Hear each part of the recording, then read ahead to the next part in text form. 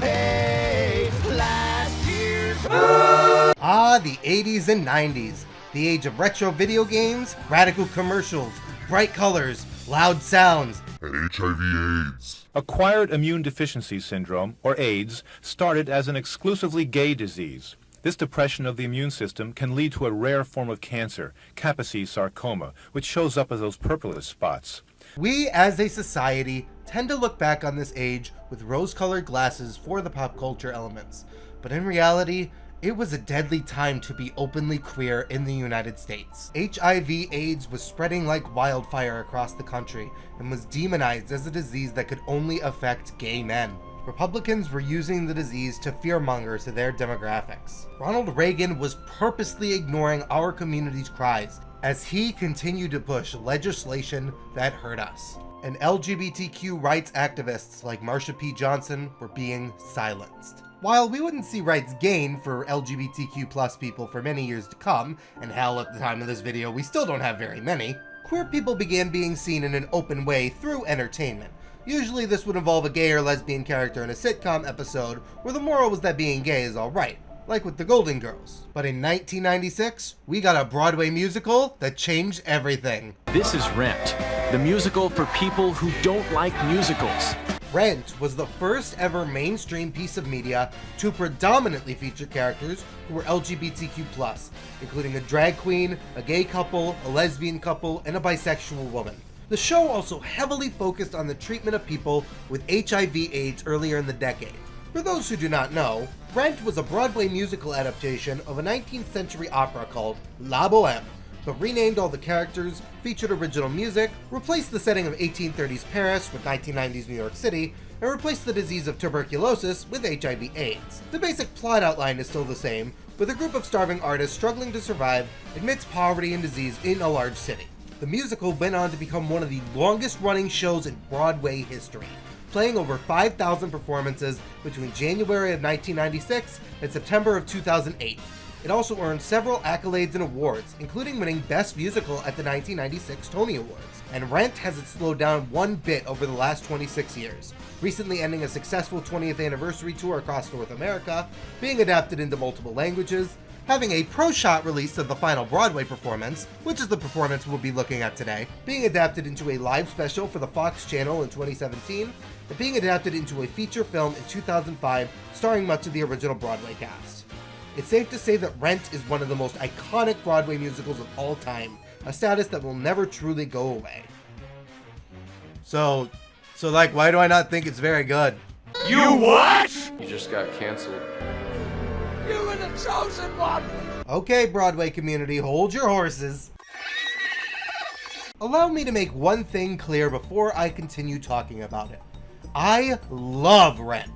I think it's a classic Broadway musical for a reason, and I think certain elements of it are truly genius. And I also appreciate what it did for Broadway and entertainment collectively in terms of bringing public attention towards HIV/AIDS and LGBTQ+ representation. However, I simultaneously think elements of this musical have aged extremely poorly. A lot of the reasons I love this musical are honestly either nostalgia based or have to do with the music and the message. A lot of the rest of this musical falls apart in ways we'll get to shortly. But first, I want to introduce another player to the game of Broadway musicals with LGBTQ+ representation where the main characters are assholes until somebody they love dearly dies of AIDS. Hyper-specific subject matter, I'm aware, but the other player in this category is so much better at what Rent tries and fails at. Don't miss the Tony Award-winning musical landmark, Falsettos. I honestly need to make a separate video one day about this show. Falsettos is not just my favorite Broadway musical in the hyper-specific niche that it and Rent fit into. It's my favorite stage play of all time. This is a show that not as many people are going to be aware of, so allow me to explain the story a little more in depth. Falsettos started off as 3 off-Broadway one-act musicals, each one a chapter in the story of Marvin, a gay Jewish man exploring his sexuality, masculinity, and relationship with his family in New York City through the late 70s and early 80s. The last 2 of these 3 one-acts, called March of the Falsettos and Falsettoland, were adapted into a full-length Broadway musical called Falsettos in April of 1992. The show was nominated for several awards, including Best Musical at the Tonys, but ended up losing, although the show did nab 2 Tonys for Best Original Score and Best Book. In 2016, the show was revived on Broadway with a new cast, including Christian Borle as Marvin, which is the production we'll be looking at today for this comparison. I truly think this is the musical that should have blown up in popularity over Rent, and hopefully I can eloquently explain why. One thing before we start I want to make clear is that while I am using footage from the 2008 performance of Rent and the 2016 performance of Falsettos, I'm not judging those productions from the standpoint of production value or acting. Everyone involved in these productions is genuinely talented, from the acting, to the props, to the lighting, to the set design, and all that jazz. I'm not judging any of those elements, only the things that stay the same from production to production, like the script, music, and characters. Also, spoilers are to follow for both of these shows, so you might understand it better if you watch the shows first. If you're interested in watching, Rent has been uploaded on YouTube officially, and I'll leave a link for it in the description. The pro shot for Falsettos was aired on PBS, and can now be streamed in high definition from the streaming service Broadway HD, which has a ton of pro shots of various musicals. If you don't want to fork over the money for Falsettos though, look up something on YouTube along the lines of Falsettos slime tutorial. Just trust me on that one. To start with, the music in Rent tends to be extremely hit or miss. I'm not going to talk about every song in depth since Rent is technically an opera and not a musical, meaning the story is told entirely through music with little to no dialogue. If I did that, we'd be here all day. Also, I'm not playing any clips of any songs in either musical since doing that for my Smile video got me copyright stricken to hell and back. First, the songs that I think are good.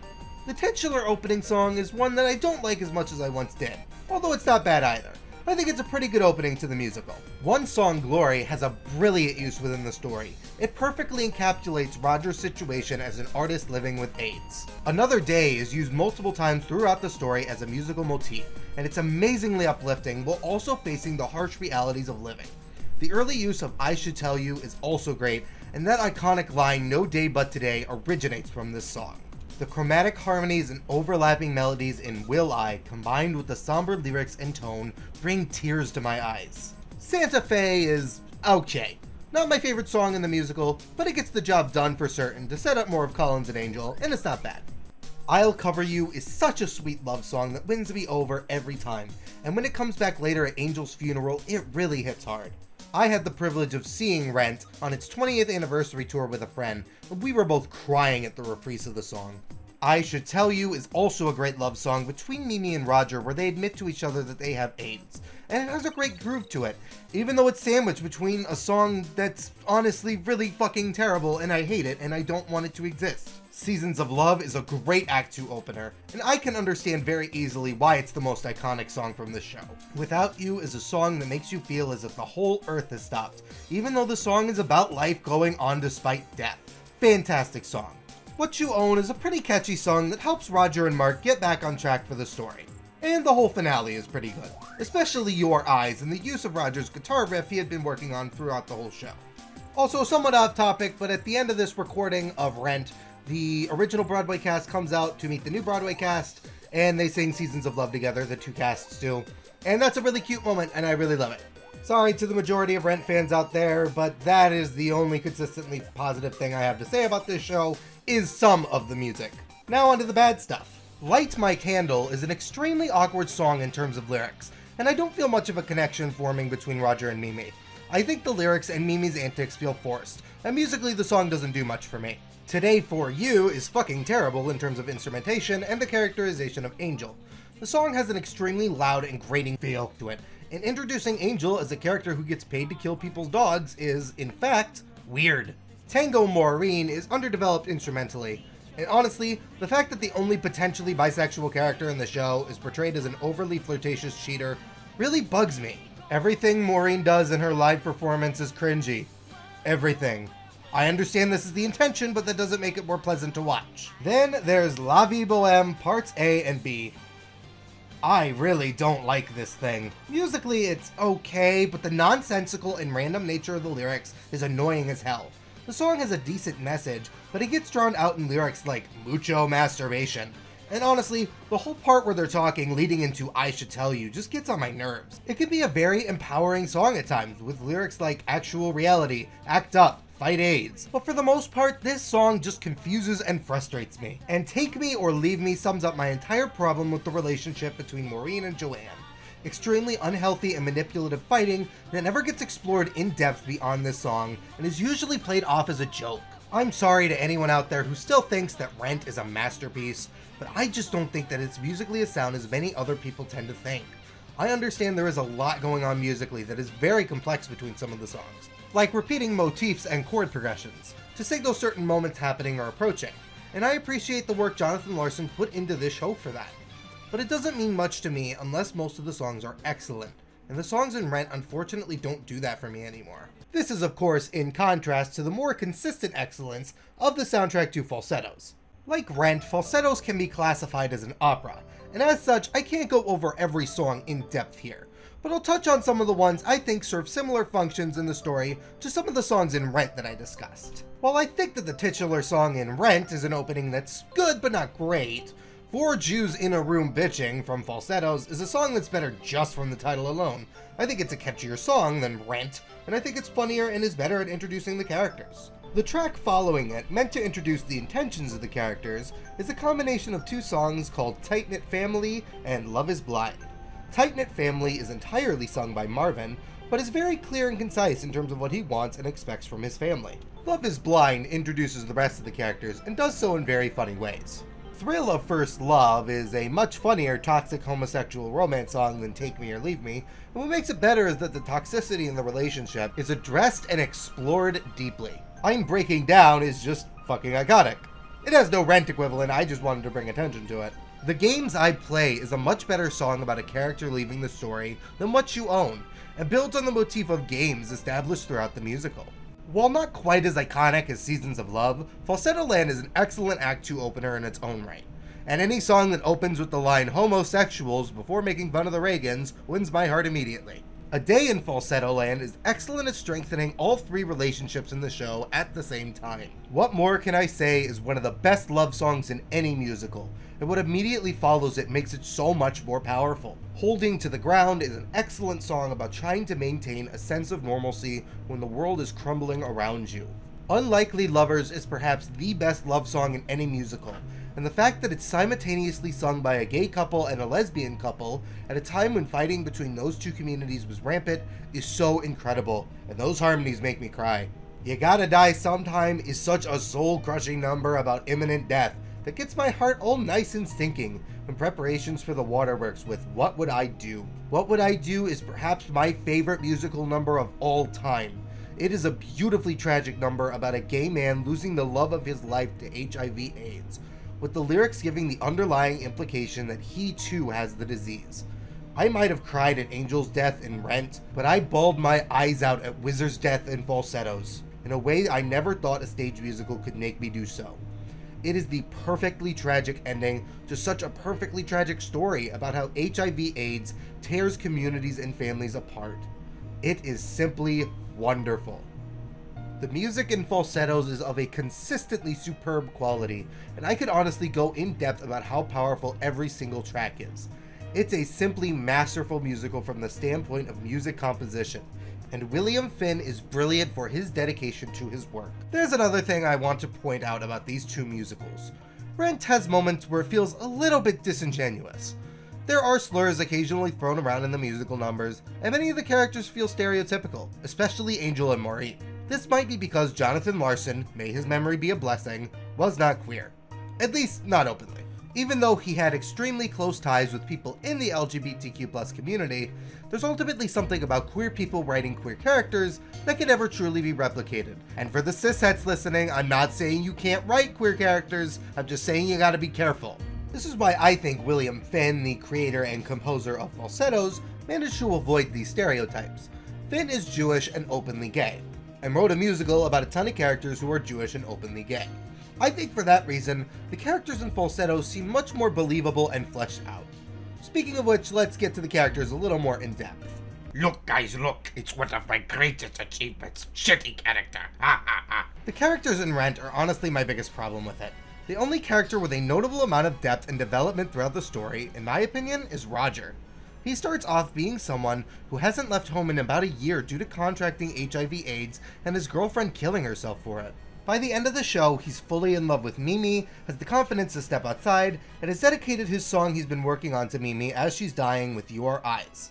He, like many of the other characters, exhibits toxic behavior to his friends, and especially Mimi, but it feels like the story calls him out for these actions and pushes him to change. He's easily my favorite character in the show. Other than that, however, all the main characters are either one note or totally toxic pricks. And sometimes both. Mark is close to being an interesting character, but honestly gets lost in the whole aspect of him wanting to make a movie. He feels very inconsequential to the story in terms of relationships with the other characters. You could honestly almost cut him and it wouldn't make much of a difference, other than the musical not really having a narrator. As previously discussed, Maureen and Joanne have an incredibly toxic relationship that constantly ends with them fighting or Maureen cheating on her with someone else. This almost always gets played off as a joke and is never explored in depth. Angel fucking kills dogs and Collins promotes it, so even though I like their relationship dynamic, the most of the three main relationships in the show, it's undermined by that fact. All of the friendships between the characters just feel fake. Almost always the characters are making snips at each other, or making fun of each other, or arguing with each other, and it feels like they genuinely don't like each other at times.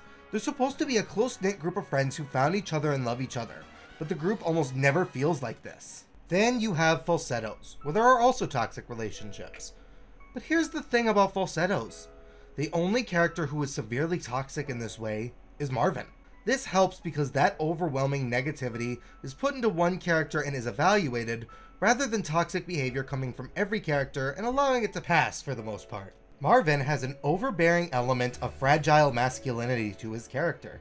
Despite being gay, he's still the man of his household in Act 1 of the musical, essentially forcing Whizzer into a wife-like role. He's also extremely controlling and protective of Trina and Jason, despite leaving them before the events of the play. When Mendel marries Trina and Whizzer leaves Marvin in Act 1, he feels his ideal household come crumbling down, and it turns into toxic and selfish behavior, to the point where he forces himself into Mendel and Trina's home, destroys shit, and even hits Trina.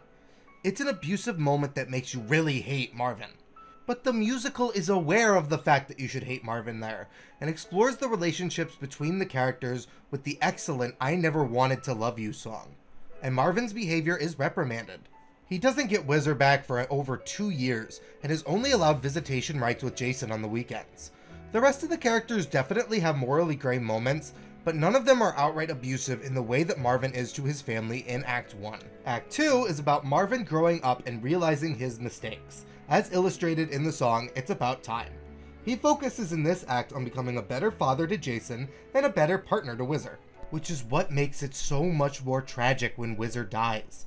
This is a man who did everything he could to change himself, to feel the man of his dreams is truly earned, and ended up losing him anyways.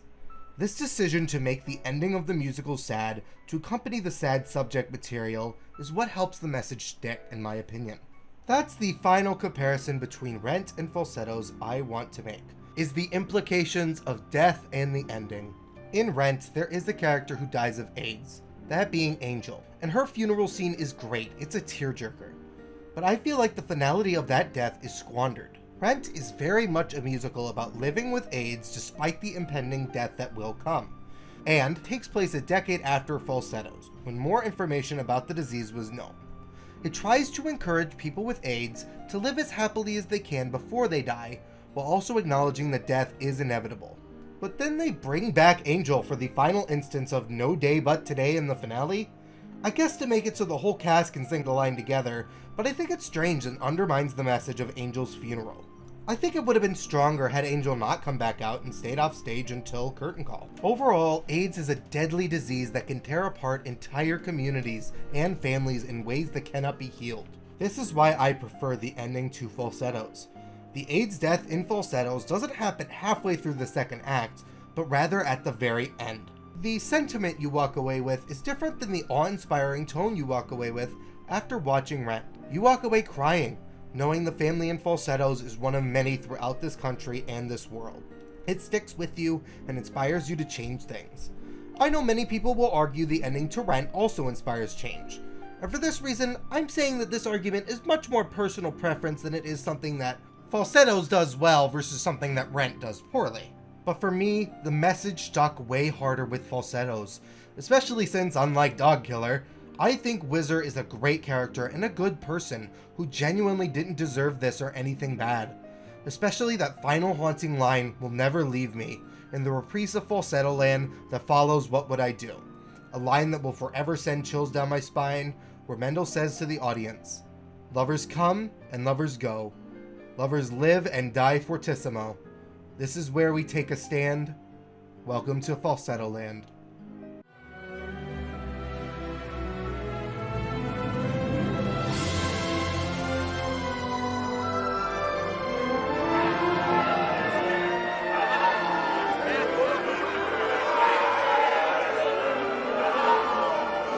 That's the Endo-Wizard! Come here, you! What? Shut up and look at the stage! What? Erg! The bird's right! Look! It be the tear of the gay lovers! Sorry. So, in short, that's why I think Falsettos is better than Rent. And here's the thing. I know there are people out there who will see this video and still love Rent wholeheartedly and think it's a masterpiece. And that's more than okay. I think it's wonderful that so many people are able to find things in a musical that I simply can't. I just hope that in watching this video until the end, you can also realize and appreciate the brilliance of Falsettos. The characters, story, and music make it well worth checking out for anyone curious. And to anyone out there who is just getting into musical theater or wants to get into it after watching this video, I think both musicals discussed today are a great place to start without leaving your home due to COVID-19. There are also pro shots and adaptations of musicals like Hamilton and Newsies on Disney+. Kinky Boots is a pro shot to stream on Broadway HD along with a ton of other musicals. And Star Kid Productions has a whole ton of excellent musicals available to stream on YouTube for free, like Twisted, which you're seeing the commercial for right now. Also, you know my slime tutorial trick from earlier? That works for other musicals, so give it a try. Plus, the cast recordings to the majority of musicals are available on CD, vinyl, and on music streaming services like Spotify, so you can listen to it to see if it's your thing. Thankfully, there are very easy ways to get into musical theater today without even leaving your own home. Nothing beats seeing a live show in my opinion, but I understand this is not a viable option for everyone, nor should it have to be. I encourage everyone to find at least one musical they really enjoy. And whether that's Rent, Falsettos, or something else, I hope we can all enjoy the art of theater and end the stigma against HIV/AIDS to make the world a better and safer place.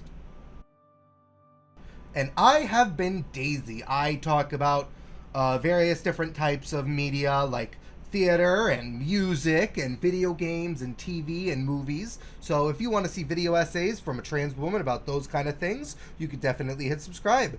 Otherwise, I will see you in the next video. Bye-bye.